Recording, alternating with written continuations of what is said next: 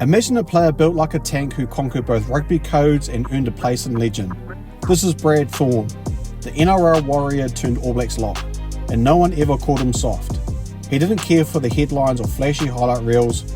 What he cared about was doing the hard yards, smashing bodies in the ruck and showing up for every single hit out like it was a final. This is a story of a man who played both rugby league and rugby union at the highest level, not just surviving but dominating, and rewriting what it means to be built different. Born in Mosgiel, New Zealand in 1975, Thorne's rugby legacy didn't just begin in black. It began across the Tasman. After moving to Australia as a child, his talents developed early and violently. By the time he was a young adult, Thorne was already a standout physical presence in the Broncos system.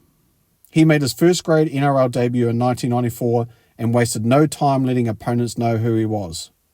Thorne wasn't just a good league player, he was elite.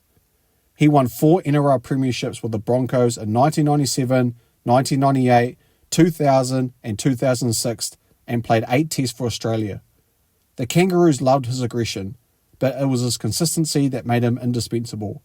He wasn't flashy, he was the enforcer who did the work no one wanted and made it look like routine. Standing at 1.96 metres tall and weighing around 115 kilograms in his prime, Thorne had the frame of a wrecking ball and the mindset of a soldier. On the field, he was tireless, hunting down tackles, running hard lines, and never shying away from contact. Off the field, he was quiet, almost reclusive. Teammates often describe him as intense but deeply respected. He wasn't the type to give motivational speeches. He led by example by how hard he trained and how brutal he played. At the Broncos, legends like Darren Lockyer and Shane Webke saw Thorne as the heart of their forward pack. He was never just another player, he was the hammer. Then, at the height of his NRL success, Thorne did the unthinkable. In 2001, he switched codes. Rugby union was calling, and so was his country of birth, New Zealand. Most league players dabble in union with mixed results, but not Thorne. He didn't just adapt, he had conquered. He joined the Crusaders in Super Rugby and immediately made his mark. It was like he was born for this code too. Lineouts, mastered. Ruck work, dominant. Defensive pressure, ruthless. His transition was seamless and left many in awe. How could someone so successful in league switch so cleanly into rugby union's complex, nosed systems? Simple answer, work ethic. In 2003, Thorne debuted for the All Blacks. It was more than a debut, it was a return home. He was back in black, only this time it wasn't kangaroo gold. It was New Zealand's sacred jersey. He was only 28 years old. That might sound late for a test debut, but Thorne didn't care. He wasn't in the business of timelines, he was in the business of performance. He played 12 tests in that first year, including the Rugby World Cup. Though New Zealand didn't lift the trophy that time, Thorne's impact was clear. He had cemented himself as an All Blacks lock to be feared and trusted. After his first stint, Thorne briefly returned to rugby league in 2005 and won another NRL premiership with the Broncos. Yes, he left Union and still had enough in the tank to dominate in the league once again. But he wasn't done with rugby union, not even close. He came back to New Zealand, rejoined the Crusaders and reclaimed his All Blacks jersey like he'd never left. The man was a machine. Age didn't slow him down, injuries didn't define him, and critics couldn't figure him out. He was just always ready. Then came the 2011 Rugby World Cup on home soil. New Zealand hadn't won the tournament since 1987, and the pressure was immense. The expectation, sky high. But Brad Thorne didn't blink. He didn't care about legacy or pressure. He cared about performance. At 36 years and 262 days old, Thorne helped New Zealand edge past France in a nerve-wracking final and finally lifted the Webb Ellis Cup. He became the oldest player to win a Rugby World Cup final, and he did it not as a passenger, but as a warrior in the engine room of the pack. Winning the World Cup would have been enough for most, but not Thorne.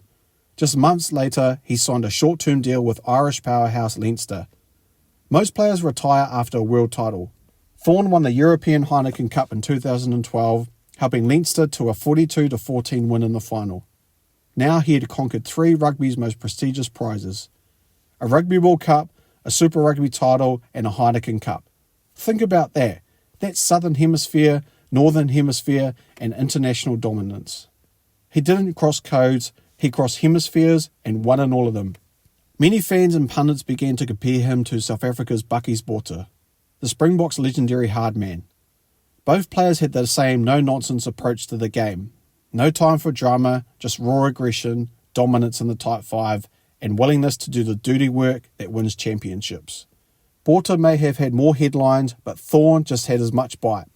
And unlike Bucky's, Thorne did it in 2 crosscodes and 3 continents. Their styles were different, but their impacts were the same. Painful, relentless, and respected. What made Thorne even more special was his attitude. He wasn't loud, he didn't look for cameras, he earned the nickname Captain Invincible, not because he disappeared, but because the media often overlooked him. Yet within teams, he was irreplaceable. Teammates knew what he brought every time he stepped onto the field. Pure commitment. Whether it was a scrum, maul, or breakdown. Thorne was always first in, last out. His humility was his armour. He didn't talk about being great, he just showed it. And just when you thought the story was done, Thorne pulled on another surprise. After retiring from professional rugby in 2015, he made a low-key comeback the following year. At age 41, he laced up again for Queensland country in Australia's National Rugby Championship. At 41, playing a contact sport against men half of his age and still holding his own, it wasn't just for fame or nostalgia. It was because he still loved the game. He wasn't playing for a big paycheck, he just wanted to compete. During that time, Thorne was also transitioning into coaching. He became involved in the youth development and soon took charge of the Queensland Reds in Super Rugby. His coaching philosophy mirrored his playing days. Discipline, work ethic, and no shortcuts. He didn't tolerate laziness and demanded the same kind of sacrifice he once gave. Under his leadership, the Reds began to rebuild. He wasn't a smooth-talking playbook-loving strategist. He was a motivator by example. Even now, years after his playing days, Brad Thorne's name brings a kind of presence. He's one of the very few who achieved legendary status in both rugby codes. A dual international, a premiership winner, a World Cup champion, a Heineken Cup victor, and a role model. He didn't get there by talking, he got there by doing. People like Brad Thorne don't come around often. Players like him usually specialise in one area, but Thorne's career defined the rules. He succeeded where others failed, stayed humble where others sought praise, and pushed boundaries where others stayed safe. He didn't just play rugby, he embodied it. So when you hear people debate about who is the toughest ever rugby player, throw Brad Thorne's name in that ring. Because while Bucky's Botha may have intimidated opponents in green, Brad Thorne did the same in black and gold before that. And he did it over 2 decades, in multiple countries, in multiple codes, and on every stage imaginable. Brad Thorne wasn't just built different, he proved it over and over again. Ever wanted to create your own Rugby Highlights channel just like this one? With my course, the YouTube Creator Toolkit, I show you exactly how I do it, from the tools I use to the templates I built. You get everything.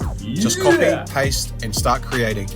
Learn how to grow your channel, keep viewers hooked, and turn views into income.